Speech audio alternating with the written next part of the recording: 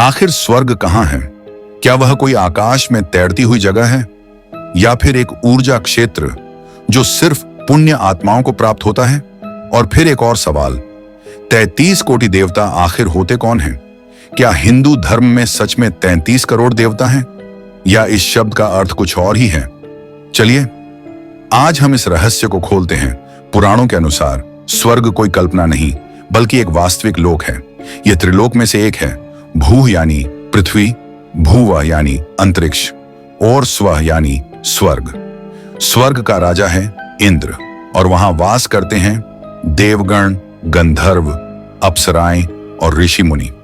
लेकिन ध्यान देने की बात यह है, स्वर्ग केवल भोग की भूमि नहीं है, यह कर्म फल की एक अस्थायी स्थिति है।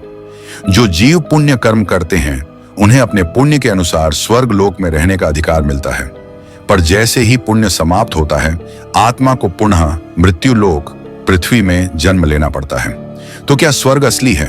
वेद कहते हैं स्वर्ग एक चेतना है जहां आत्मा शरीर के बंधन से मुक्त होकर सुख, शांति और दिव्यता का अनुभव करती है। मृत्यु लोक यानी हमारी पृथ्वी, वेदों में इसे कर्म भूमि कहा गया है।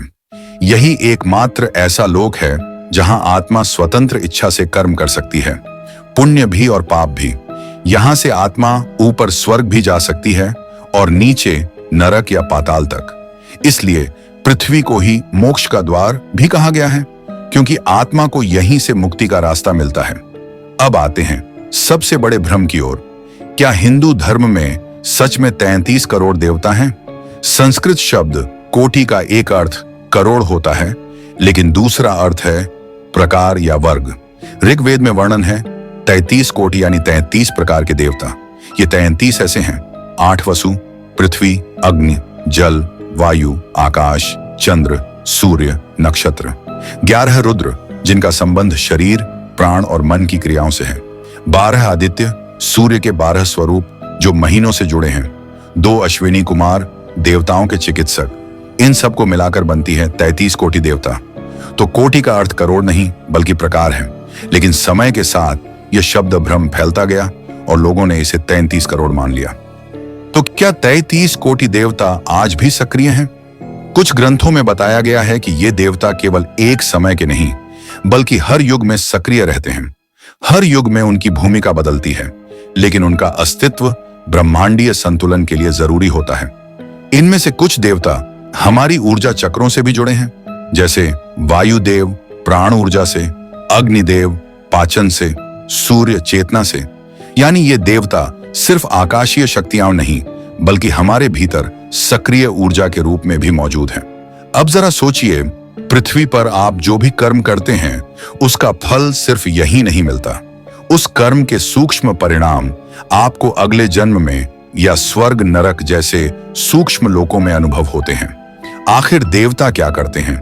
वो आपके कर्मों के अनुसार आपकी ऊर्जा को संतुलित या विचलित करते हैं। आपने किसी की सेवा की तो आदित्य देवता आपके भीतर तेज लाते हैं। आपने किसी को पीड़ा दी तो रुद्र ऊर्जा आपको बेचैन करती है। यानी देवता कोई मूर्तियां नहीं, वो आपकी चेतना में कार्य करने वाली शक्तियां हैं। स्वर्ग भी अंत नहीं। जिस आत्मा का पुण्य बहुत अधिक होता है और जिसने आसक्ति को त्यागा होता है, वो स्वर्ग से भी ऊपर मुक्ति लोक मोक्ष में जा सकती है, जहां न जन्म है, न मृत्यु, न पुण्य, न पाप, बस शुद्ध आत्मा परमात्मा में लीन। उसे कहते हैं कैवल्य। और वही है हमारे जीवन का अंतिम लक्ष्य। मतलब स्वर्ग लोक कोई परिकथा नहीं, मृत्यु लोक कोई सज्जा नहीं और 33 कोटि देवता कोई भ्रम नहीं। यह सब एक गूढ़ ब्रह्मांडीय व्यवस्था है जो हमारे हर कर्म, हर विचार और हर भावना से जुड़ी हुई है। जैसे जैसे हम अपने भीतर के स्वर्ग को जानेंगे, वैसे वैसे बाहरी स्वर्ग का रहस्य भी स्वतः खुलता जाएगा, क्योंकि सच्चा स्वर्ग कहीं बाहर नहीं, वो हमारे भीतर की चेतना में है।